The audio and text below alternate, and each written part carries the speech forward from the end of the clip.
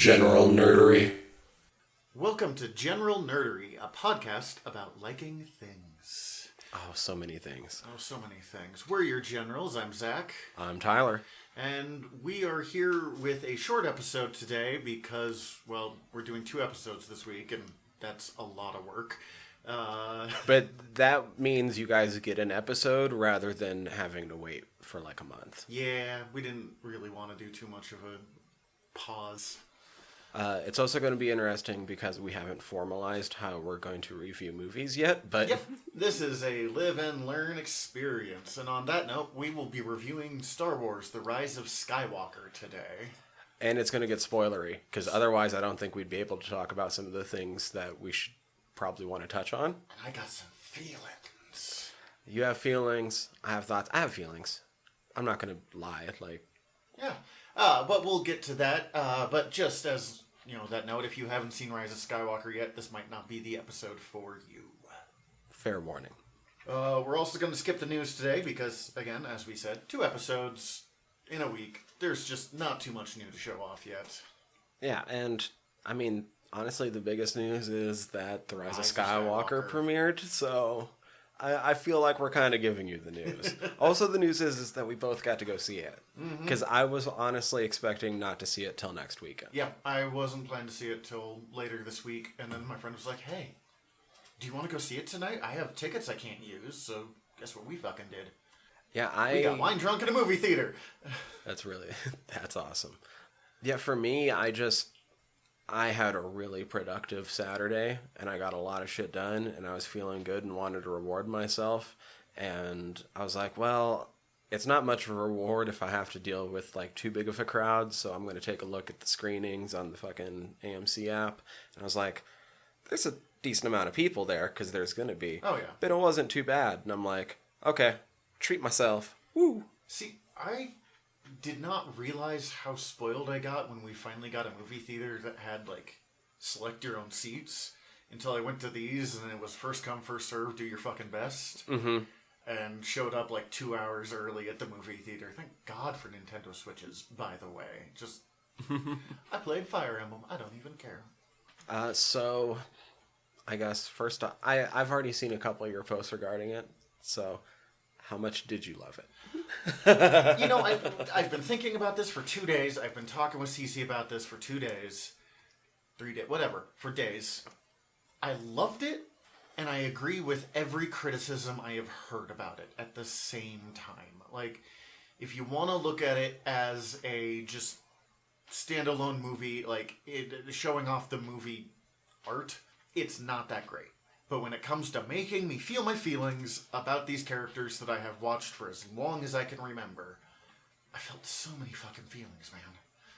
So it's really back and forth. I really liked it. I acknowledge that it is not a great movie on its own standing. That's probably pretty accurate for about what I feel too. The way I was going to describe it was, and this is just a really weird analogy, but earlier this year I went and saw Once Upon a Time in Hollywood in theaters. The Tarantino one. Right, because I'm a big Tarantino fan. And my first thought immediately coming out of this movie was, I liked this movie, but it's never going to be my favorite Tarantino movie. Fair enough, yeah.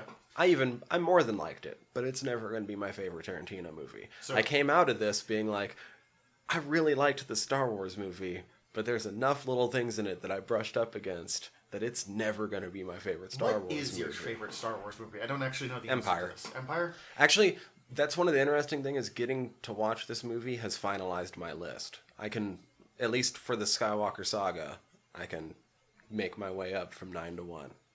2, 1, 3, probably Force Awakens, Jedi, New Hope, Other Jedi, so Return of the Jedi. This is really funny because your list is really close to mine. And then Empire. Return of the Jedi was my favorite as a kid, especially because I enjoyed the Ewoks, because I was 6, and watched Ewok Adventure as well. So, anytime I watch it, I get that same, little kid joy that none of the others quite give me. But Empire really is the best designed of all of those films. Yeah, I think so. Let's see. Mine would be 2, 3, 1. That's fair. One's biggest flaw was it was boring. I'm sorry, I'm interrupting you. 2, 3, 1, You can say 7, that. Yeah. 6, this one. That might tweak for me where it sits in this trilogy, but this is the new exciting one, so. This one, New Hope. It's fucking Return. Last Jedi. Oh, okay, yeah. And then Empire. Last Jedi is my second favorite. That's fair. Last Jedi I thought was a lot of fun and an underrated film. So, I mean, it's high middle. Yeah, it's fun. Let's see, do we want Or was it exact middle? I don't know. Sorry, as we said, we've never done a movie review before, so we're still kind of figuring this out. What do you want to give a quick breakdown of what happens in this movie? Just like the 3-sentence blurb. It doesn't have to be 3 sentences. Just 3. Well, okay. Short blurb. Oh God. Palpatine has returned. Right, and obviously they have to stop that shit, especially because he's returned with the most massive fleet ever. Oh God, the fucking all the old school Star Destroyers popping up, and you always knew they were intimidating in the first one or in the first trilogy. So watching them, seeing 100 of them on screen, up close, not just little dots in the background like they kind of were in Return of the Jedi. It's just holy shit, so fucking cool. And that happens. And Rey's been training under Leia, but she's like, "Look, I gotta go stop this shit." Meanwhile, Kylo Ren's doing his own douchey Kylo Ren thing, and adventure ensues. Yeah, they're both after artifacts. Artifact chasing ensues. Paths cross, leading to... Oh, we already said spoilers. So Yeah. Leading to the revelation that Rey is Palpatine's granddaughter. Okay, we're going to talk about that. But first, question. How did you think the inserted Leia footage worked? Ooh, that kept me from feeling more feelings in those scenes. Yeah. I thought it was really... Everything around her was clunky. And it was the only time I feel like I wish they would have used her less. I was real back and forth on it because it was really obvious that this was not someone sitting in... They weren't actually interacting with Leia, and I never really kind of bought that. But I also understand I feel like the dialogue could have took another couple run-throughs, too. Infinite fucking credit to J.J. Abrams for basically figuring out how to use Leia, but just what little they had of Leia. Oh, no, Instead of, this was supposed to be Leia's fucking movie. JJ, in his relation to the Star Wars movies, has been handed 3 impossible tasks. He had to restart a trilogy, and then with this movie, he had to finish a saga without Leia. Yeah. Because that's all from unused Force Awakens footage. I want to see the scene that they stole that from in its original context. Mm-hmm. Yeah. I'm just super that's curious. A really good point. What scene were you doing that you managed to get all of this from? That's actually really impressive. That's but I wanted to feel more feelings during those scenes, but the clunkiness. When she died, I felt my feelings. Mm-hmm. At this point, we'd had a couple glasses of wine, but me and Cece were both just sitting there in the theater, holding hands and doing the death grip handhold, and just crying. We were both just sobbing because it brought back. As I've mentioned before, I have Princess Leia tattooed on my fucking leg. Mm-hmm. I always liked Carrie Fisher, and then I met old lady Carrie Fisher and understood why, how much I really loved Carrie Fisher and Princess Leia and everything that entails. So I'll bring it up now because it kind of ties in to Rey's training. One of the things that I loved about this movie that's marred a little bit in the final act, but I'll talk about that when we start talking about shit later in the movie, but this is finally the movie that gave me Old Republic power levels. Yeah, we saw some shit that even Old Republic stuff is... Holy fuck, man. Well, we got to see fucking Life Drain. Yeah, the Life Drain, the healing, a lot of stuff that they've done before. We've seen a lot of that. Sorry, you were saying you played. Well, because I love playing Force users, and it's always way more fun to go Dark Side Force user and Coder. Man, I played a bunch of Old Republic. I had one of both, and I was way better at playing the good guy. I can't play bad guys in video games. Except for Grand Theft Auto, but that's different. We're playing a Star Wars campaign, like tabletop campaign right now, and I just started being able to get to a place where I can use Force Jump, and you can use that skill for fucking everything. But, yeah, we got to see crazy Force ability, stuff that we knew existed for nerds like us that read the comics and the books and the whatevers. But it was really cool to see it on the big screen. I still haven't allowed myself to read too many of the criticisms of this movie yet. Have you seen what people are saying about the power levels? I actively have decided that I don't really feel like reading criticisms on this one. I'm actually just really curious to see what people are saying mostly, but...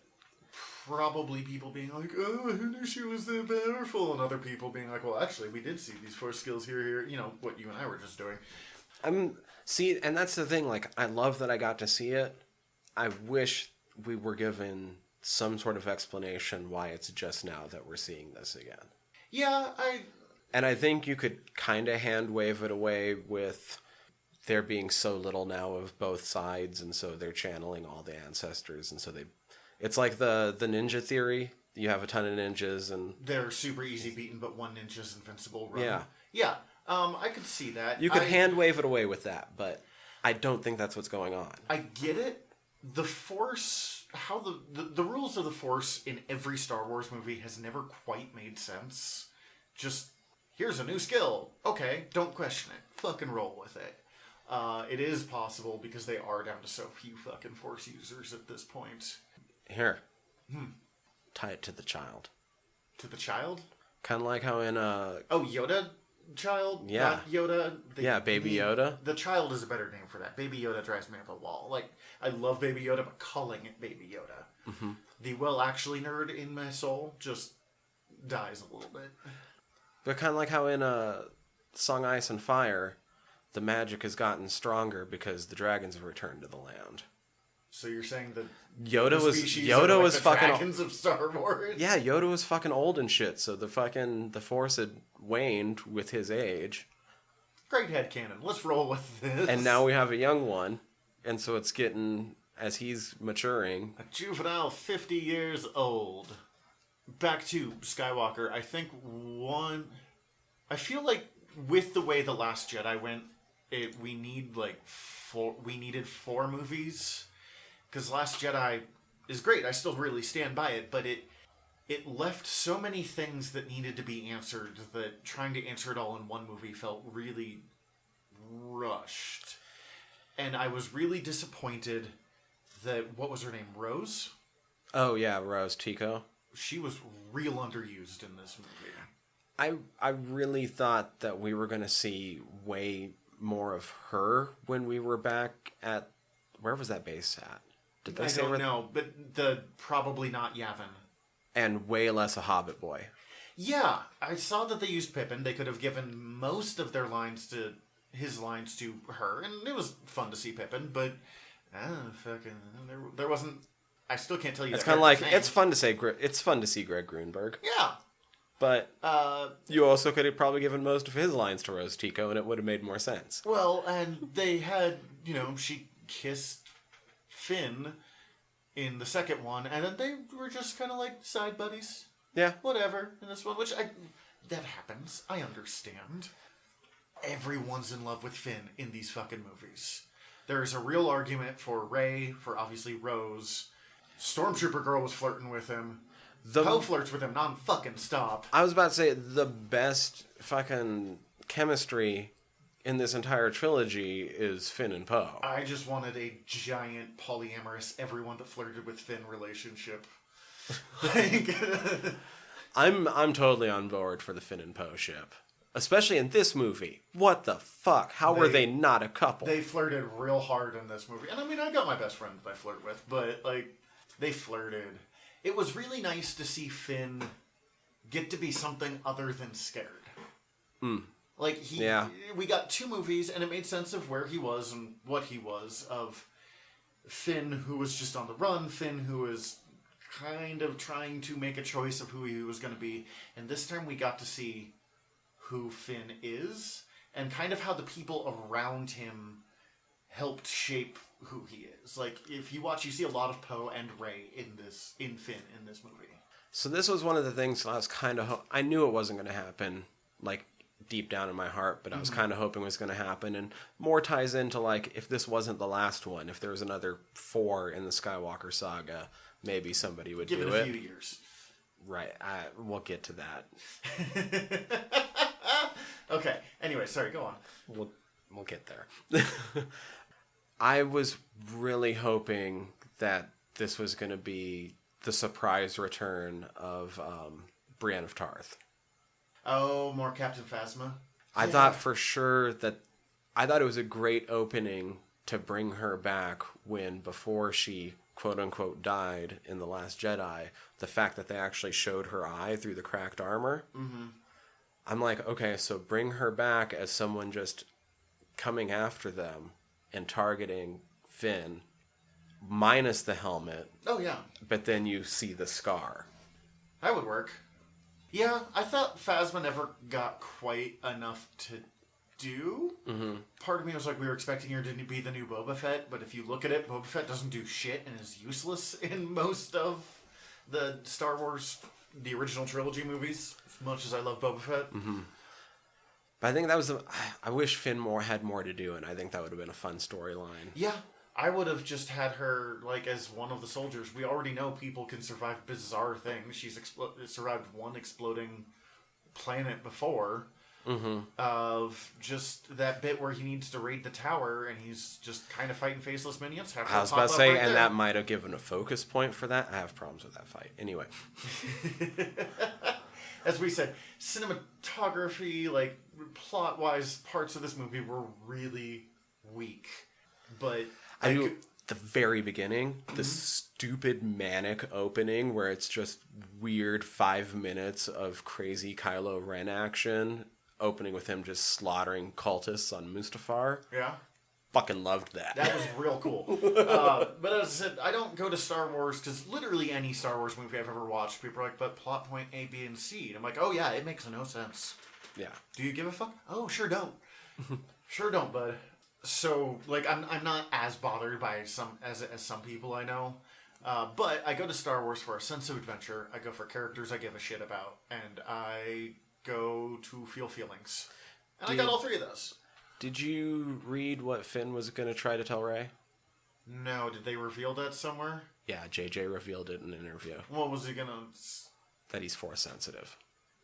Really? That was super not what I was expecting. Interesting. That would explain why the fuck he's talking about the Force. Mm-hmm. Like, he has that moment where he talks about it, and... I have a feeling. He seems to have joined the Church of the Force, which was cool. I liked the idea of people who weren't Force sensitive, but still kind of followed the teachings. It made it a lot less boys club. Yeah, I'm one with the Force. Okay, so what did you think of the decision to make Rey a Palpatine? Especially someone where Last Jedi was one of your favorite Star Wars movies. So this was one of those things where it's like, most of the things that I don't like in this movie had some sort of twist where I couldn't just outright hate them. I don't like them making her related to anybody. I really loved the idea that she was just the child of some shitty drug dealers. That being said, if you're going to make her related to someone, Palpatine is my favorite choice. So we spent too long stuck in this discussion. Does this mean Palpatine fucks? Ooh, Or are we talking like clone shit, or like possibly the same thing Plagueis did to make a Skywalker? That was Cece's theory.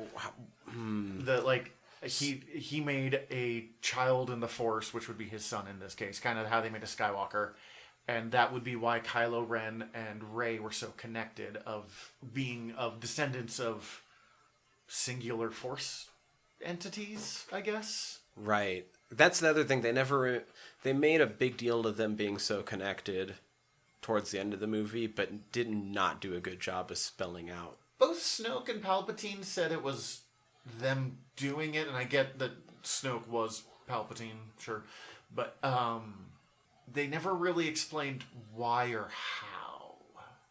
Yeah. It was kind of murky. That's the thing with like that the prequels especially started pushing, that it seemed like bloodline was important. I mean, I guess the original did to an extent, but yeah, not as big of an extent. You know what I mean? I felt like this movie, the main argument was bloodline doesn't matter. Like, and see, that's the thing. Final message of it. I feel like it's like people. And no matter, here's the thing: no matter what this movie, how you read it, it doesn't undo the kid with Force abilities in Last Jedi. Yeah. That not everyone has to be of the same bloodline. I have a friend that is arguing very strenuously that, like, bloodlines matter. That's the point of Star Wars. And I really, really disagree with that. Because, I mean, Luke, I don't care who his dad was a farm boy out of nowhere that kicked ass. Like, I do like the idea of certain powers being stronger in certain bloodlines. That's fair. Strong families happen in anything. Although I'm saying that from the point of, like, I, Jedi was one of my favorite books of the old EU, so... You know, I've never read I, Jedi, but I read every one of the X-Wing books like 7 times, so... yeah, the way Corran Horns inherited Jedi powers were kind of a big plot point in it, and how they kind of differed from the norm. Like, he could barely do any of the telekinetic shit. Interesting. But he could do a whole lot of, like, absorbing energy type shit. Oh, that's cool. I miss Corran. Like, I mean, the nice thing about the EU is all the books are still there. Yeah. Like, it's not like they got magically erased when they redid. I can still go read the Thrawn books and enjoy them. And I bet we still get a Corran. It'd be real. That's just, I would love to see Corran. Part of me would really love to see Mara Jade, but she was so connected to the Skywalker story that I don't know if they could do it at this right point without, and not just like, oh, she can't exist without Luke, but like she and Luke completed each other so well that I'm not surprised that instead of that in a world where Mara doesn't exist, we get sad Luke. Like, oh, and you asked me if I think Palpatine fucks. I think he fucks, but I don't think that's how we got Rey. Fair enough. Or I think he at least fucked at one point. I think at a certain point he gave it up. Mostly I was just having fun, just being uncomfortable with, like, you know, lying down to go to sleep, turn off the lights, and just pause. Does Palpatine fuck? I would say he fucked at one point, but he gave it up as he moved more into being, like, probably Sith somewhere Lord. around Revenge of the Sith, yeah. Other headcanon theory was all those, like, nameless grunts hanging out around Palpatine. Are all Palpatine? All Palpatine. Yeah, like, he's like the one true Sith. That's kind of what I thought. Did you ever read Dark Empire? I never did. Dark Empire is pretty important because it was one of the first introductions to the EU as we knew it growing up. I believe it was the first Dark Horse Star Wars comic. And the EU came from the Star Wars RPG, the Star Wars Dark Horse comics, and then starting with, I believe, Heir to the Empire, the Thrawn trilogy by Timothy Zahn. And it's not very good. All cards on the table, it is not very good. But it was important because of that, and it used a lot of really cool ideas. Like the Emperor coming back, like a Star Destroyer, it was just one in the comic, but still, that could blow up planets. And what the fuck else was it? There was another thing. Oh, and the Emperor trying to, like, dying off and trying to put his mind, soul, whatever, into a new body. And, like, I in no way for a second believed that if Rey sat down and took the throne, or killed him and sat down and took the throne, that he wouldn't try and take over her brain. Like, once, like, all the Sith were, it's fucking Palpatine. I thought that was going to be the ultimate plan anyway. She No matter... both? Well, not that he was going to try to absorb her Force essence / life essence, because they're kind of the same. But more that he was going to just completely inhabit her body. Yeah. Be like, I'm tired of being a fucking old man. Let's do this shit. But he wasn't selling it to her as that. I kind of thought at one point that she was going to do it, and she was going to end up with all of the Sith and all of the Jedi in her at the same time, and actually do balance. The Force, or Star Wars likes to talk about balance in the Force a lot, and then have the light side. Still haven't. Like, they're really bad at balance. And part of me would have loved that, and the other part's like, wow, man, like, the Jedi got their problems, but the Sith just kind of directly suck. Right. Like, yeah. people are like, oh, the Sith have it right now. The Sith are blowing up planets every time they sneeze. Like, yeah, the Jedi suck, but the Sith suck harder. That's what the prequels did to me, is the Jedi suck. Yeah, I thought Last Jedi did Luke had a really good point in it of, like, the Jedi got so bogged down in tradition. And having Yoda gives Luke that message of, like, what you want your do is your apprentices to become better than you are. And the biggest mistake Luke made, I felt, was trying to recreate the old Jedi. And it gives Rey here a chance to recreate the Jedi without all the fucking pomp and circumstance and bureaucracy that ended up destroying them. Mm-hmm. I don't want to talk about the end quite yet. Okay. Well, let's talk about the bizarre deus ex machina of this, the knife. The knife. Well, okay. Hunting for the knife. I do want to point out that celebration on that planet was fucking wonderful. That goes up there in one of my favorite Star Wars moments. Not only was that celebration super cool, but we got Lando fucking Calrissian. That also. And the older I get, the more I love Lando fucking Calrissian. Lando. That was the first time of like 3 or 4 times that I started tearing up when I saw Lando. I was just like, oh, Billy I'm really happy to see him. Really happy to see him. You really should have been used in the previous movie as well. He would have been great in it. Don't care where. Just Lando. I'm really glad to sort of blend what happens on this planet with a little bit later on, that the Chewie thing was a fake out. Oh, I was... Because if they were going to leave it the way they left it, I was going to be pissed. I looked over at Cece and was like, okay, if they've just killed Chewie, you and I are going to burn this theater down.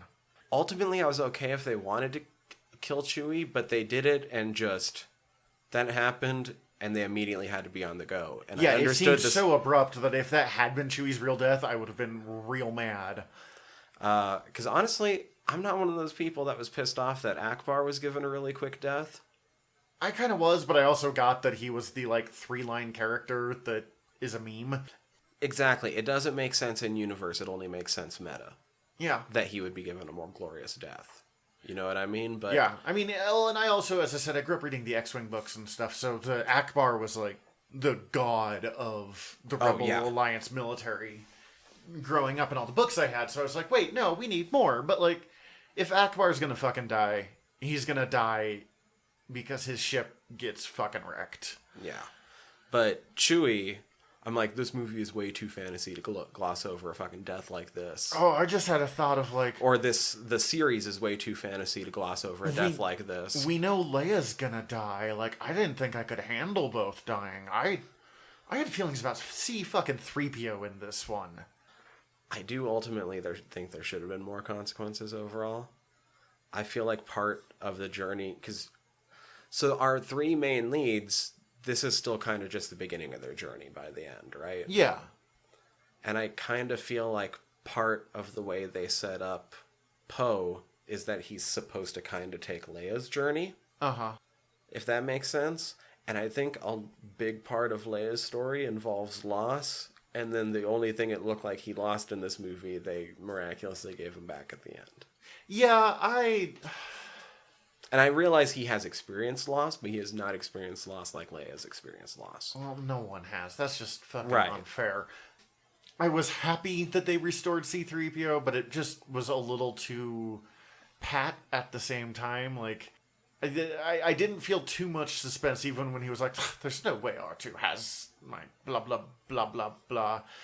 And then, of course, R2 fucking did.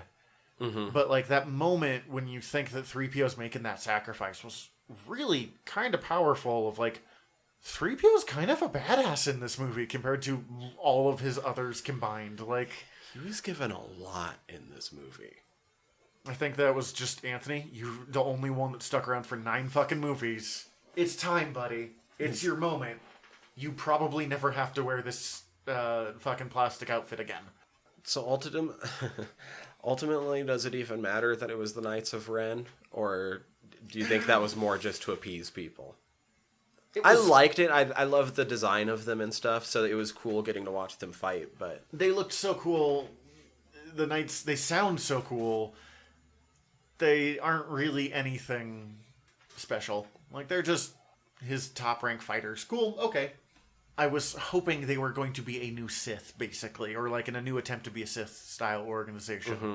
And instead they were, mini-boss fights, nameless minions. This is not bad. This movie didn't have room for much more, but there just wasn't much to them. Oh, with the knife thing, and I asked this, and then we talked about other stuff. Finding the knife was really cool. The knife looked really cool, but then, like, opening up this knife so it perfectly aligned with like the falling Death Star pieces. It was like, Nicolas Cage. Nicolas Cage. I thought Indiana Jones. This just either way. This like Deus Ex Machina bullshit. They're like, when was that knife made? Right. When did they like? They're really lucky that none of those Death Star pieces, like, I don't know, shifted at all in that surf. Yeah. What? It was surprisingly powerful for her to step on the Death Star and have it be the Emperor's... Like, the scene of the victory of Return of the Jedi, to see that. Well, the other thing I absolutely loved about that sequence that really had me really excited was how it also wraps back around for her being a scavenger in the very beginning. Yeah, that was super cool. Like, she was... Other than water instead of sand, she was prepped for this shit. I thought that was... I was like... Because she's a scavenger. Look at her go. What do you think of the Hux as a spy? It made sense as a character. Like, at first, you've still not watched Rebels, right? Right. Okay, never mind. It also has a spy defector character at some point. That's all that matters. And I thought that if Hux had tried to, like, seriously defect or change sides, it would have bothered me. But his, like, super bullshitty... self-entitled, I don't care if you win, I just need Ren to lose, was perfectly in character for this neo-Nazi punk ass that thought he was tough. Like, that was kind of Hux's thing the whole time, was he thought he was tough, and he was this guy. Yeah, that's true. And then having him just fucking murdered by Richard Gant. Like, I don't know, there's a meme out on Facebook that comes around that's talking about how the First Order's neo-Nazis kind of people who think they're tough. And it made perfect sense to me that someone who had worked for the old empire would join up with that, get to a point where he could take over and be like, all right, that's great, thanks for doing this, back to my old job now, fuck you. I'm shooting them, killing them off. I like kind of that this movie admitted that the First Order were kind of wannabe punks, but still had them be dangerous, and then had them be more dangerous by people who weren't wannabe punks, but the real deal, pop back up and take over everything that had been made. Right. And if you want to keep up with, like, the fucking, like, Nazi illusions and shit, like, all the wannabe punks are just, I mean, it's just all these fringe groups or, like, little fucking... Yeah. It's just the people waiting for a more, more combined leadership. Yeah, and, like, really fancier and, like, less actually, like, effective to use looking gear. Mm-hmm. All the uniforms were, like, what dumbass punks think Nazis should look like, as opposed to the old ones that just kind of looked like Nazi uniforms. Back to the fucking... I guess we kind of answered this when talking about the power levels a little bit. What did you think about effectively having teleportation, though? That was the force power that was the most insane to me out of all of this. Like, shooting more lightning is just more power at it, but, like, warping time and space, essentially, to, like, pass shit back and forth from anywhere in the galaxy is the most insane force power we have ever seen. I feel like I completely agree. I feel like the only reason I'm as okay with it as I am is because of this ridiculously inventive way it was shot. Yeah, and I'm not even mad about it. Like, I'm not mad about it because of just how great they did it. Otherwise, if they would have just done it shitty, though, I probably would be like, fucking how? But... Yeah, fuck that. The way that they kind of had to slowly get into it, too. Yeah. And feel out the limitations, and there was still a certain amount of blindness to it, and I don't know. Fucking loved it. Yeah, that was... Which is weird, because you're right. It's insane. It is stupid powerful if you stop and think about it at all. What did you think of... I never actually got her name, which is kind of a weakness. Stormtrooper lady, and the, finding out there's this troop of escaped Stormtrooper kids living on fucking Endor. Jonna? Jonna, yes. I wish they would have... I feel like they could have been used better, I just don't know how. It falls under... There was so much to do, and you talked about Finn not really getting a thing. All of the Finn things that happened in this movie were the B-movie side plots, but they didn't have enough time for all of the B parts. I feel like the only reason they exist is because this movie is Return of the Jedi and they needed Ewoks. Yeah. Oh my god, those Ewoks that you see at the very end. One of those is Wicket, that they actually got him to get in It's Warwick? Yeah, Warwick Davis. To get into his, I'm assuming not the same Wicket costume, because he's not 11 anymore, but... And so that was actually Old Man Wicket. Old That's Man Warwick awesome. Davis. When they were on Russia during Shakedown's planet. Yeah, the Bolsheviks attacking. Yeah. One of the huddled up people on the street. Oh, right, that was Kevin Smith. It's Kevin Smith. Man, not to just continue. Oh, and Greg Grunberg being put front and center. That was Greg Grunberg. Not to just bitch about shitty fans again and again, but I was reading that Kevin Smith talking about that in one of the comments underneath being like, this ruined the entire saga for me. And I'm like, what? Why, man? Not liking one movie does not make the other, I don't know, even if you only like the first 6, bad. Yeah. Yeah, exactly. You can just... Episode 2 is one of the worst movies I've ever seen, but I still fucking love most of the other Star Wars movies. See, the reason Episode 2 is on the bottom for me isn't necessarily because it's bad, but because it performs the worst sin a Star Wars film can do, and it's forgettable. I don't remember a fucking thing about number 2. Other than the creatures at the end. Do you remember why I remember them? Or want to know why I remember them? You had the toys? No, because they appeared in the Galactic Battlegrounds RTS. I remember Dexter Jetster. The four-armed guy with the 50s diner that helps Obi-Wan connect the Camino dart.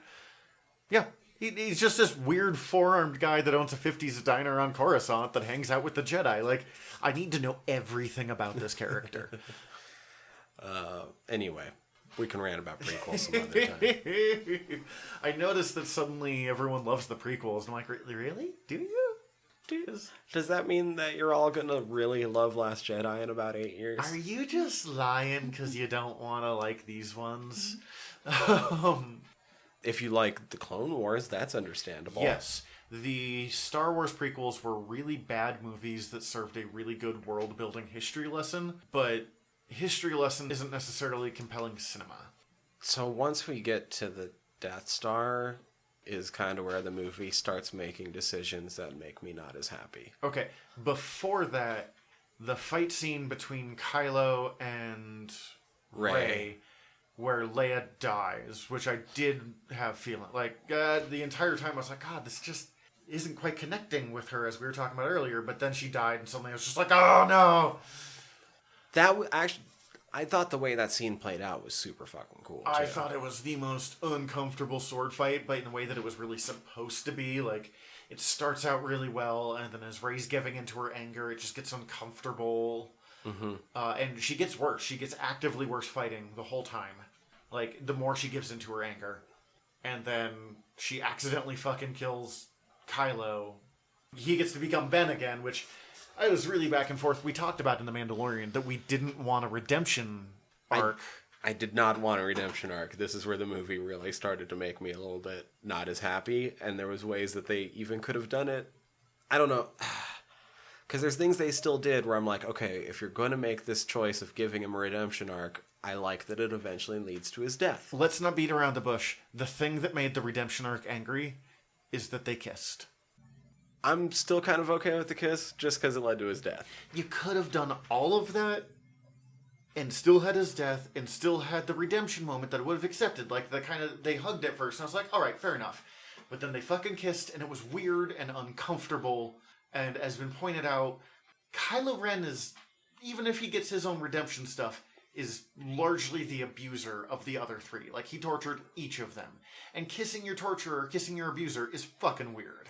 So, here's the way I kind of wish it would have played out. Yeah, right. I can't assure anybody this is going to be any better, but it would have made it better for me. Yeah. Because I don't like that he got a redemption arc. I don't mind giving him a redemption moment, though. Or even kind of like, if you're going to give him one, sort of a bedside thing, and I think it would fix one other thing that I didn't like. When she accidentally kills him, she accidentally kills him. Don't heal him. Mm-hmm. That would, of course, make the end play out quite a bit different, but I think there's still ways you can play with that. Oh, yeah. Except, she gut shot him, right? Make it kind of a slow death. As he's laying there dying, give him, like, a moment where, instead of fucking Han, I did not like Han showing up. I like seeing Han. I like seeing Han. I did not like it for this moment. Oh, see, that's where I got one over. I was like, yeah, Kylo is dead. I wanted it to be Luke. That would have been really good, too. But I think that would have paid off Luke's last moments with Kylo in Last Jedi. Oh, man, you could have even opened with, I told you I'd see you around, kid, or something like that. Like, have him sort of sit down next to him and sort of more comforting than anything and remorseful. I wanted remorseful Jedi Ghost Luke, where he's like, now you had the moment, your mom helped you, but you had that moment where you saw that violence wasn't the answer when you were about to strike. I wish I would have been a better teacher, because I failed at the wrong moment, too. I mean, it would be the moment that Kylo could have died a Jedi, which he kind of got to. Or not Kylo, at that point, Ben. I did enjoy the idea of the separation of Kylo Ren is terrible and Ben is dies. good. And no, even if not good, Ben is not Kylo Ren. Right. The reason that like 3 days before this movie came out, I had a conversation with someone about the group Life After Hate. The people that help people get out of, like, hate groups and cults. Oh, right, and yeah. Get their life back in order and not be white nationalists anymore. Mm-hmm. And I really, really support that group on every level. But I also struggle with, like, I know people aren't owed forgiveness, but, like, the idea of forgiving someone who was a Nazi, even if they are no longer a Nazi and are actively working to, like, make up for that. And that's where I was stuck with Kylo/Ben of, fuck, I did not want to forgive him at all, but I am also just a complete sucker for people can be better than they were before. So I really do get both sides of that argument. I just, as I said, could not forgive the kiss. Like, there's lines between forgiving people who lost their way and making out with people who lost their way. Right. Well, here's the thing. I want that moment to end with, like, Luke telling him, like, look, in the end, you did the absolute right thing. We all have a chance now.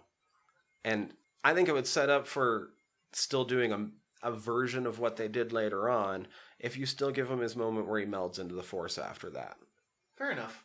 And then you have Rey continue on, have an epic fight against the Knights of Ren, where... And just have her do it? Just have her do it on her way to meet up with Palpatine. At this point, because she's killed Kylo, you still don't know which way she's going to fall. I get that. I liked Rey immediately being like, well, that was wrong, and, like, healing. Like, this was done wrong. But then you could have a moment where the fight with the Knights of Ren turns on, for whatever reason, through the fight choreography, like she's needing the two blades to hold them off, and one gets knocked out of her hand. And as it's sailing into wherever, preferably somewhere on fire, I would say, to get the mirroring right, you have Kylo's forced ghost grab it. Pull a Luke. Okay. I can at least see where you're going with this one. I always wanted her to put her lightsaber on a staff.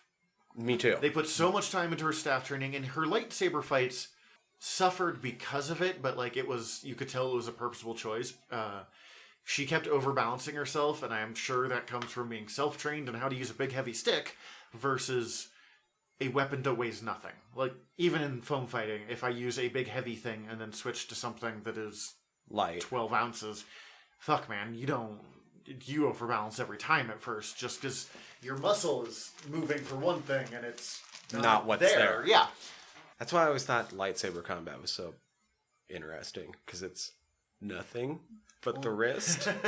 People are like, lightsaber combats, the new ones are so bad. Like, again, have you ever watched Star Wars before? Like, I mean, not the old ones were fun, but they were done in the classic, like, Errol Flynn style, because Empire it was Strikes Back and Jedi were fun. Let's be Okay. real honest here. The Obi-Wan versus Vader fight was two people awkwardly, like, tippy-tappying their swords together, and then Obi-Wan dies. Like, when I think about it in my brain, it is a well-timed, like, samurai that super know what they're doing and only, like, one or two shots need to happen fight.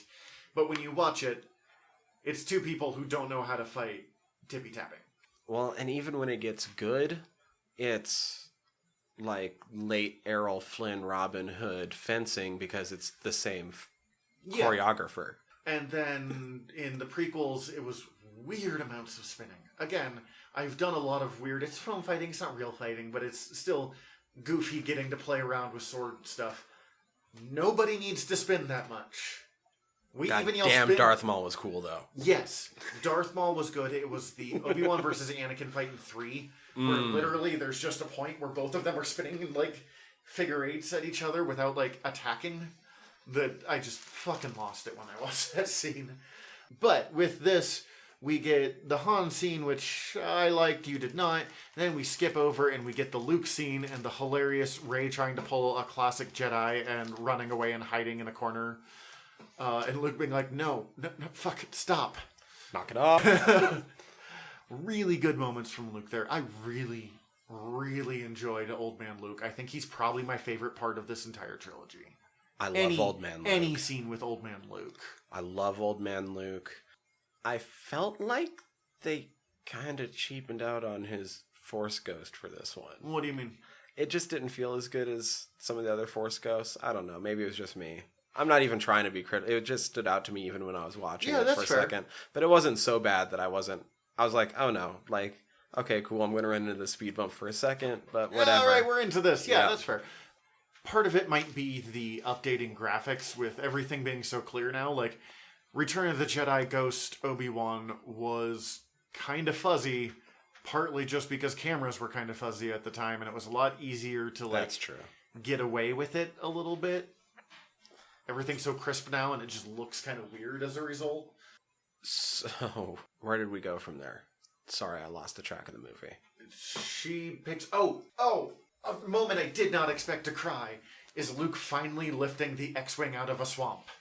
He's been trying since Empire Strikes Back. He finally fucking pulls it off, and I was like, why am I emotional about this? That was cool. What did you think of the new droid? It was fine. I have never met a droid I didn't like in Star Wars, so... Weirdly reminded me of Go-Go Dodo. Go-Go Dodo? From Looney Tunes. The little Dodo, the... Oh, jeez, I forgot about that, yeah. I'm not going to unsee that one now. Yeah, I liked the droid. I liked the, like, personal space boundaries and the... That was interesting. I was like, oh, cool. Yeah, and they're good. Respect that. Good. Fuck yeah. Don't touch him if he doesn't want to be touched. Easy lessons that we can transfer to kids. That actually might have been my favorite thing in Star Wars. The kids. Because as I said, I got to the movie theater like 2 hours early to make sure I got a good seat. I'm wearing a Jedi outfit. There are kids fucking everywhere. Just vibrating with excitement. They were so happy. And no matter what, I love that the kids always get it. For 40 years now, Star Wars has been delivering joy to children. My 7-year-old nephew went with my sister and, like, could barely eat the whole day. He was so fucking excited to go see Star Wars.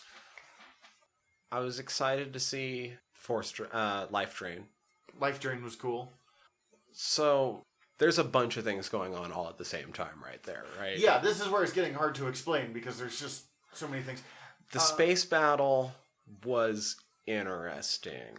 I felt like there was surprisingly few lasers being fired at the friendly forces for how many Star Destroyers were on screen. It was really disjointed as a fight, but again, it had really great moments. That bit where Poe is having a panic attack. Like, you can watch him realize that everyone is going to die because of a choice that he made, and he is freezing up a little bit. It was one of the more human moments I thought we ever saw in Star Wars. And then we get Lando Calrissian being like, there's more of us, Poe, and turning around and holy shit. He Doctor Stranges everyone in. So many ships. Like, that was just... It was just impressive. I wish that this movie was 20 minutes longer just so we could have had more of that side story. Yeah, I don't have a whole lot to add about, like, after this I'm going to go record a podcast about battle tactics. I don't have shit to say about the battle tactics in this. I have more... So, the other thing that's going on is they have to take down that tower and on the ship. Because the tower stops the ships from being able to, like, leave the system or something like that. Yeah, I can't remember all the yada yada. If they destroy the tower, all of the ships can leave. Or if they don't destroy the tower, all the ships can leave. And they can go about fucking murdering everyone because the Empire has never found Superstar Laser that they didn't fucking love. Right. That I wanted to like a lot more. I thought the ground assault across the surface of a ship is an amazing idea. And that action scene was one of the worst filmed I've seen in a long time. You know, did you ever see the original 2D Clone Wars? The, like, Gendy Tartakovsky, Samurai Jack Clone War cartoon? Yeah, with, like, Mace taking on all the droids. Mace taking on all the droids, and Obi-Wan fighting Dirge, and there's one where I think it's Plo Koon, one of the Jedi Masters. Like, their ship's dying, so him and a bunch of clone troopers just fucking, like, jump over with jetpacks and land on an enemy ship and take over with a ground assault on the ship. Like what you're talking about. And it did it in a 7-minute clip so much better than this entire thing was. There was just not very well done continuity that really stood out, and it was against just faceless hordes that didn't matter. Well, and I do not pay deep attention to, like, a lot of that stuff till afterwards, and when I was watching it, I had fun. I don't super critically watch movies. I was there to enjoy things. But it was the part that I cared the least about by far. Like, Lando's up there being Lando, being awesome. Rey is off doing her Rey things. And then they'd switch to this, and I'd be like, alright, this is cool. Don't die, Finn. Oh, good, you didn't die. Alright. Go back to the other stuff now, please. Yeah, I mean, all that end stuff with Palpatine was fine.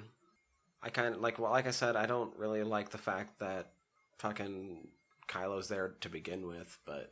I, again, was surprised by how okay with it I was, other than the one thing that I will not bitch about again, because I've already done it 3 times. He got some cool fight stuff, and it was nice to see both of them actually getting to fight in a way that they were, like, confident and not overcompensating. That was the first time in both of their fights that they got to move like they actually knew what they were doing, as opposed to like that, like, come on, try and stop me. I mean, all of that stuff worked just as well as I could have ever hoped, really. Once again, like I said earlier, I think JJ really... There was no way for him to please everybody. I knew going into this that there was things I probably wasn't going to like. He fucking tried, though. Give him but credit god for damn that. it, yeah, I think... I've seen headlines. I still haven't read many reviews. I've read a lot of headlines where it's like, oh no, it's a good movie. It just maybe isn't a good end to the saga. Or others are like, oh no, it's a great end to the saga, but it's a really bad movie. Like, I've seen both. Yeah. And I'm like, no, I think it might not be my favorite, but I think that it did the job that it was supposed to do. Yeah, I enjoyed it. This is where I'm having trouble here, is as I talked about, if every critique I've heard about it is true, and I don't just want to bitch about, like, Deus Ex Machinas and, like, a kind of disjointed pacing. But at the same time, I can't pretend those didn't exist. So they're like, why do you like that scene? I'm like, because it made me feel feelings. Yeah. Like, and then we get basically the afterwards from the big segment. Yeah, they go to Tatooine. They bury... Well, first you have... There's one thing I brushed up against on Not Yavin. On that... Oh, or what scene? I think I know what you're talking about, but... The medal. The medal? Oh, that's not the thing I was thinking about, but that was really nice to see. I did not like it. You didn't like Chewie getting the medal? No, because it does not fit anything we've seen on screen. What do you mean?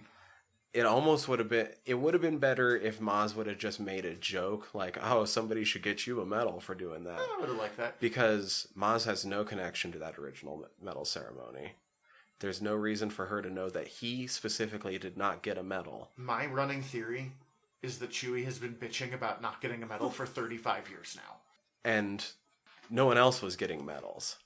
It's a moment literally only for the audience that does not make sense at all within context of the scene. Yeah, damn, man, you're kind of ruining the scene for me now that you're making me think about it critically. What the thing that stuck out to me, there's a moment where Leia's number 2 lady, who was wearing a Rambo headband for this movie, but... Oh, I know what you're going to say, yeah. And I want to say the lady cop from Sherlock...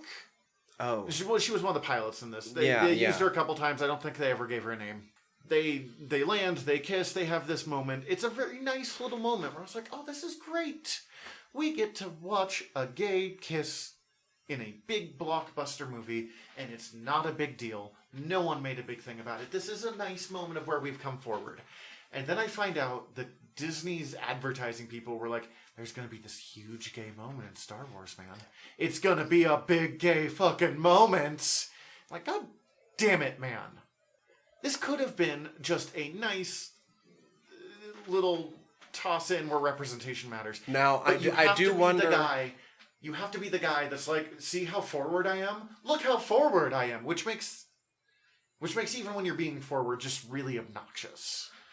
Now, did Disney say it was going to be a big moment, or did other articles pump it up as that? Because the only thing I saw was that they said that there was going to be the first outright LGBTQ plus moment in Star Wars. In retrospect, it's probably both, but from what I understand, Disney advertising was like, hey... Which I don't like...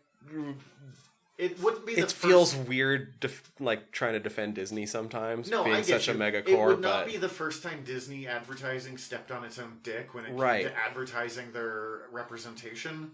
We're like, ho ho, see, we've got a queer character in, I don't even remember. Beauty and the Beast. Beauty and the Beast. They've done it with, they did it with Thor Ragnarok. Oh, right. They were like, it's going to be a big gay character, and then it never even comes up that Valkyrie is bi or lesbian or whatever it is. Oh, yeah. I forgot about that, because I had seen a couple headlines pertaining to that, too, and I was kind of like, oh, that's got about half a second of screen time. If that. And, like, cool, do it. Like, yeah, and cool, yes, do it, but I don't know why I saw headlines for that. Just do it. Yeah. If you're going to do representation, great. Do representation. And not even if you're going to do, just do representation. It matters. You don't need this white boy from Montana to tell you that. And it should have been Finn and Poe. And that's really what it is. You don't need to pat yourself on the back so hard about doing representation. It is one thing when the director of Black Panther, whose name I'm hoping you know because I'm blanking. Ryan Coogler. Thank you. See, this is why we're here. You know the behind-the-scenes stuff. He made a big movie about what it's like to be black and to have, like, being black was a big part of Black Panther, and they got to advertise it that way. But when it's just straight guys being like, see, we put in a lesbian kiss, like, it that's where you just shut up, man. Like, yeah, I was more just like, I thought it was at least going to be, like, front and center, but it was even kind of in the background. Yep. And as I said, I noticed it. I thought it was a great moment. When I watch it still, I'm probably going to get a happy little thing. I'm just annoyed that they felt the need to talk about it beforehand instead of just letting it be what it is. Tatooine, right. That was really cool. Much like going on the second Death Star remains, I did not expect to get the kind of little chills that I got when I realized that, oh shit, that is Owen and Beru's farm. Yeah, that was cool.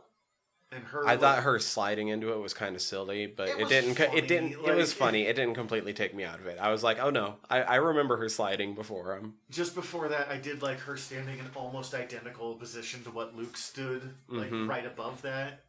It was just a nice moment, and then burying the lightsabers with the Force. That was cool. I was surprised she didn't do it like in the middle of the residence or something. She did it near the front door or something like that. I don't know. She'd never been there before. She doesn't know what the important areas are. Oh, I know. Some about it. It seemed like if she was going to do it, she would have done it while she was down in it. I don't know why. It really was because they needed her somewhere where people could talk to her and see that. Which, I'm not trying to nitpick it that hard.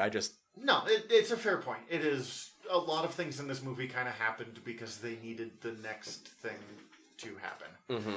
And I was kind of sad about her burying Leia's lightsaber because, one, it was just fucking cool to finally see Leia's lightsaber. And then I, again, read a lot of the expanded universe stuff where inherited lightsabers were a much bigger deal. So I was really excited. But then, like, she makes her own, and it was, again, really fucking cool. I just wish we could have seen more of it. So I'm not 100% against how the end plays out. What do you mean? I kind of don't like her taking the surname Skywalker. Again, that was one of my favorite parts. One, seeing Luke and Leia force ghosting together was very satisfying. And I just keep thinking of how hard this movie must have been for Mark Hamill, who was really close with her in real life, too. Because, I mean, they were both pretty young when they first started doing that together and then spent years making movies together. So here's one of the things. I guess there's just a way I would have preferred it a little bit more, but I do like the way they did it. It's my ultimate argument for the idea of this movie being blood doesn't matter, where you come from doesn't really matter. It's who you are that is important, but that's who you are is not your blood. Well, see, and you have the moment early on when she's on a different desert planet and she gets asked by a little alien girl what her family name is, and she doesn't have one. And at that point, it's still a burden to her. Yeah. And I was hoping at the end she wouldn't take the Skywalker surname, and instead she would just be Rey, but confidently. And she's had the blessing from these people that had took her in and had mentored her. I can see that. As I said, I really liked the Rey Skywalker. Backed up with the different colored lightsaber. I did like seeing a yellow lightsaber for, I think, the first time. But the other thing is, movies. like, I loved seeing Mark and Leia together. Or, Mark and Carrie. Luke and Leia together. For all the same reasons that you just listed. But I feel like it would have been stronger for her if it would have been Leia and Ben. No. Put Han in there maybe, but like I think Ben can just be Ben's dead. Let's not talk about that again. But he's also been a main driving part of her emotions for the last two movies. He's been a big part of her life. That's fair. I can see where you're saying that. Like, whether she wanted to or not. I will never argue for Ben Solo over Luke Skywalker in anything. But that would only go if you also have... I feel like that would only fly if you have her choosing to just be Rey. Here's the reason I don't exactly hate it, though, is because I do feel like a big lesson that Luke had to learn in The Last Jedi, which I really fucking love, is the importance of the legend of the Jedi. Yeah. And that's not something that Rey had to learn. That's something she already knew. And so her taking the Skywalker name is reinforcing something that she was already doing. So I also don't hate it. Like, it does tie in a good way to something I already love. I just want to see more Rey Skywalker. I want to see her do something cool with that yellow lightsaber. It's Rey Skywalker saving the world. And that's really, we talked about this. This ends with those three basically on the beginning of their adventure. And I want to know what's next. Because, like, Leia went on to basically form the New Republic at the end of Return of the Jedi. As my nephew said, he's like, I don't think Poe's the kind of guy that'd make a government. So, like, what happens now, man? And I get that that's a whole new movie or whatever they decide to do with it, but I want to know. I don't think Poe would be the kind of guy to set up a government, but I do think he's the kind of guy they've set up to try to go into a leadership position, so I could see him as like an admiral. Yeah, I did like him becoming a general and then being like, oh, I need someone with me. And that really fun moment of he's like, I need you to be a general, and Finn like about to say something and be like, oh wait, thank you. That's Yeah. really nice. That feels a lot. Like, again, I really loved getting to see Finn as Finn, not as FN21. Whatever. Whatever. I don't know. Like I said, I overall still really like it, though. Yeah. As critical as I started to get towards the end. And Like, the more we talk about it, the more places that you're like, well, that doesn't quite work. But when you're watching it, you don't fucking care. oh, and underneath the floating castle is maybe the second most pretty thing I've ever seen in a fucking Star Wars flick. Just all of it. This movie was gorgeous. Wherever J.J. Abrams sometimes goes off the rails with storytelling and everything he does, the man knows how to shoot a camera angle. The other thing I like is now they can't back down in the future from giving us Old Republic's power levels. Yeah. You can fucking pull so many ships out of the air. I'm so that excited. was what was interesting. The first time she stopped a ship, and it was just that little transport, you were like, holy fuck, shit. this is strong. And then later on, they're just like, yeah, take out a fleet with you thought that was something. The person who the part of me that really wants to get into lore really hopes that they explain why it's back so hard now at some point, but I always figured it was... They did talk about the Jedi losing their powers because they'd become so diluted. And I think part of that was just stuck in bureaucracy, and part of that was there was fucking hundreds of thousands of them. Mm-hmm. That, one, we are talking about whether I think bloodlines matter or not. Very powerful fucking bloodlines of Force users. And then just... There are so few of them that it's so easy to draw in on the Force. And everyone here had a very personal connection to the Force as opposed to, like, a dogmatic religion. that's a good point too. Either way, that just opens it up though. I hope it doesn't go too off the rails, because like we already said, the teleportation is kind of on the edge. Yeah. And that's the one that keeps blowing me away of, like, you don't think it's that powerful, and then you stop and think about, like, what would be required to do that, and it's so much scarier than lightning. Oh, absolutely. Oh, the lightning was fucking dope. Yeah, that was pretty cool. Like, I always like Force Lightning. One of the Jedi games, I just ran around and Force Lightning in Skyrim, I once made Emperor Palpatine. And just did nothing but, like, chain lightning and insane attack power. And he was the most overpowered Skyrim character I've ever made, but he was the glass cannon if there ever was one. I really loved Palpatine at first having the fucked up fingers. Oh, yeah, and watching it grow back was really uncomfortable. What is that, Ian McDermott? Yeah, Ian McDermott. Ian McDermott. That man loves playing Palpatine. It oozes out of him, and I love him for it. Like, Palpatine's not a subtle character, but he just gets to perform, to ham it up so well, and people are like, how did he back? I'm like, I don't care. Ian McDermott. Honestly, I think I'll probably still at least try to go see it while it's still in theaters again. Yui hasn't seen it yet, so we were planning to go. I originally was like, we're going to watch it Tuesday, but Tuesday's going to be Christmas Eve in our case, so we'll see it soon. Because I know that there's other shit that I missed, you know what I mean? Oh, just yeah. little details that they cram packed in. It's such a full movie. There's a lot going on in some of the scenes too. I know that I missed some shit, so. And Lando. Always Lando. Any last thoughts on this? We said this is going to be a short episode, and I'm pretty sure we're at like an hour. We're right at about normal length. Yeah. Now. No, I think that's about it. Okay. I think we've talked enough about it. I can't think anything more specific, having only seen it the one time anyway. So. Yeah. Well, any media recommendations before we take off? Stuff people would read, watch, listen to, enjoy? Read, watch, Whichever. listen to, enjoy.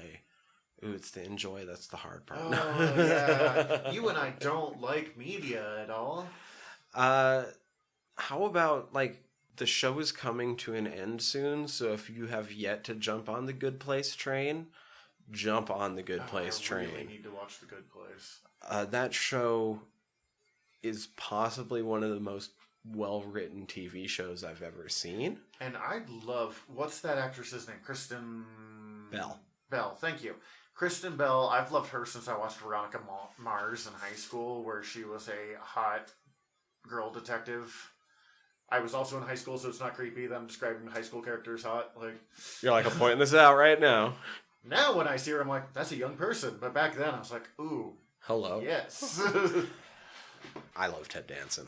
Oh, yeah, I did hear he was in that. And I'm not a big Cheers fan, but I do like Ted Danson. That show, super funny, also gets super smart. Yeah. Some of the episodes are basically straight up philosophy lessons.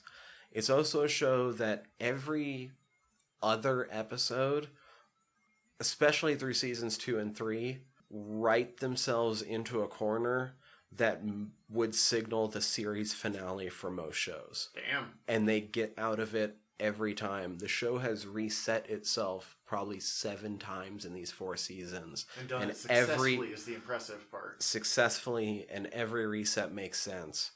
I once very recently got a different friend into the show, and they were telling me, like, they were just a part of the way into the first season, and they were like, oh yeah, I got up to this part, da-da-da-da-da. And they're like, they're like, do you not remember? I'm like, no, I know what you're talking about, but you are watching a completely different show than I am currently watching. Yeah, it's just hard to talk about. It's been on my list, and I'm watching through sitcoms right now, so it might be next up on the list. Ooh, I can't recommend it highly. After Next Gen. Picard's coming up soon. I gotta fucking get CC through Next Gen. I understand with Picard coming up, so... We'll talk about that a different day. Let's see. For my recommendations, this is not the strongest recommendation I've ever given, but give Dark Empire a check. Dark Horse Comics, early 90s. It is enjoyable, and I've been wanting to reread it since I watched Rise of Skywalker, because as I said, they do so many of the same things in it that I kind of want to look at, like, the EU version of Rise of Skywalker. Got it. And then my more serious, but not a serious thing recommendation is Letterkenny, if you've somehow never seen it. Not yet. I thought I was the last one to see it, but a lot of people haven't. Letterkenny is a Canadian comedy about hicks up in northern Canada. It is... When I say it's smart, I don't mean it's smart in the same way of philosophy smart of The Good Place, but it is just extremely quick-witted, fast-talking. I had to rewatch a couple episodes once I got used to the, like, Canadian slang and accents, just so I could pick up some of the jokes that I wasn't before. But especially if you come from a small town, it is relatable, even if it's not realistic. Like, most people don't talk in almost complete monotone really fucking quickly with repeats of jokes happening. But the cutting and pacing is just funny as hell. But these are the kinds of conversations that I have had. I'm getting around to that. It's still a little bit down on my list it's a weird reason. It got too popular, and I don't mean that in the hipster way where, like... It's kind of why I put it off for a while. I don't mean it in, like, it's too popular, I just want to watch fucking underground shit. I mean, it got too popular in the way that I heard way too many fucking people quoting it all the time, and I didn't need any more of it in my life. You know, I thought that, and then I was like, I really put off watching it. And all of my friends, and the friends who I trust when it comes to media, were all like, no, you need to watch this show. And then I started watching it, and much like Brooklyn Nine-Nine, which I've also fucking ranted and raved about in my life, it started with I didn't know how much I actually cared about these characters, but it was funny enough that I was willing to give it a few shots. And I really quickly, like, accepted the world that this lives in. And once I got used to the pacing, I was like, oh, this is real smart in its really stupid kind of way. See, I'm to the point right now, I don't think I've heard anybody quote it in about a week and a half. So, in about a month, I'll probably be ready to watch it. I'm having to stop myself from quoting it a lot ever since I watched it. But we've watched like 3 seasons in a week. There are only 7 episodes, so that's not as terrible as it seems. But still, like, we've watched so much fucking Letterkenny, man. Awesome. Well... I think we actually know what we're doing next time. We just have to figure out when we're actually recording next time. Either way, in order to listen to it, please hit subscribe however you're listening right now. Best thing you can do for us beyond just doing that is giving us a review. You can give us a star review, whatever. Apparently, higher stars means more people see us. Or you can just message us. We're on Facebook. We're on Instagram, I think. We're on Twitter. We have a email that I'm sure you remember because I'm blanking it right now. generalnerdcast@gmail.com, or you can hit us up through the website, which is generalnerdcast.com, or you can click the links there or go to earworm.com to check out all of the podcasts on the channel. of which there's only currently one other one where you can also hear my voice talk about horror movies. Yep, you can check out Fried Squirms, you can listen to General Nerdery. Really do reach out to us. I mean, a lot of you I probably know in person already, but still, for those of you that I don't, I would really love to hear what you think of us, what we can do better. And podcasting is still pretty new to me, so I'd love to hear from you. I'd want to hear from you anyway, just because, Yeah, and I like people. Especially people when I choose how close I want to talk to them. Tolerate people. No, I love all our listeners, though. Our listeners aren't people. They're nerds. Man. My dad did a radio show for 20 years with one partner. And they used to joke about their 19 listeners. And every time I think about listeners, I was like, God, I wish we had 19 listeners. And we're actually doing better than that. But, like... We're right around there. That's just... It's fun to think about it this way. You can, as we mentioned, find Tyler at Fried Squirms. You can also find me at a non-Earworm podcast called The Art of Wargaming.